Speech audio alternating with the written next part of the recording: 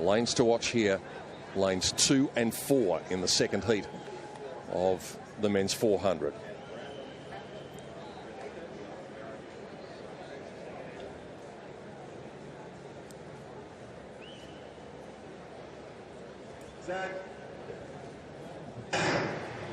Up they go, and Taplin and Brenes both got good starts from the outside. It's Mamat Sabanda is running hard early on.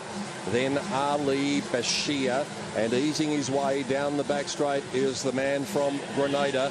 Taplin, looking very stylish, has run past a few, and latching onto his slipstream is Brenes. And the big two are going to turn a long way in front of the others, and the runners on the inside lanes temporarily have been left behind, Galvin and Cabet. But look at these two singled out. They'll be eyeballing each other down the straight. Brenes on the far side, Taplin closest to us, and he's going to stretch it out and just put a little doubt into his opposition as he comes to the line, and then he'll switch it right off, and Brenes will do the same thing, and Taplin crosses the line in 45.16. On paper, it looked as though they were going to fight it out, and it was evident even before they reached the halfway stage that was exactly the way it was going to be.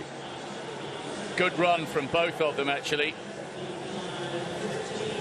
Figure from Italy, Matteo Galvan, just looking up anxiously at the screen. Brenes is shaking his head. He eased up to the point where the athlete from Botswana, who had a cracking run, by the way, out in lane 7, Karabo Sibanda, the Botswana has made sure of automatic qualification. He's finished in 3rd. Brenes, he wasn't looking as smooth in this last 30 or 40 metres. Now he's easing up, of course, because he knows the job is done. The Botswanan almost closed him down for second place. But Braylon Taplin has taken a step up in class in recent years. And I agree with you. I think Karani James has inspired other athletes from Grenada. And this is the second heat in the men's 400-meter heats, and still with Arno Malabra in studio. Just your thoughts on the first two heats so far, ahead of Wade van Niekerk in the third? Well, everything's gone quite according to plan, I think, so far. All the favourites going through, top three guaranteed of qualification, and then after that, the fastest three will have to see if they can make it through as well. Wade's running in lane 7. And it's quite a tough heat. He's got Llewellyn Santos in lane 2. He's got Jonathan Borley in there. Javen Francis on his outside, which is actually good for him.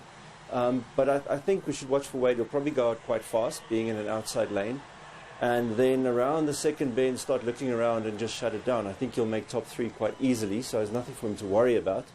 But you would normally have to start fast just to make sure you're in the mix and don't have to do too much at the end. All right, having been there, done that, what is going through your mind as an athlete at this very second? The first two heats are gone, you're pacing up and down. What are you doing? What's going through your mind? I think it's very different for Wade as what it would have been for me. You know, Wade's going into this as the world champion, and if anything, that probably adds a little bit more pressure, especially in these first heats. You're quite nervous going in. The nerves will settle for the semi-finals going forward. But right now, you know there's going to be some guys in this heat whose sole aim in life is to get through the first heat, and they're going to be running flat out.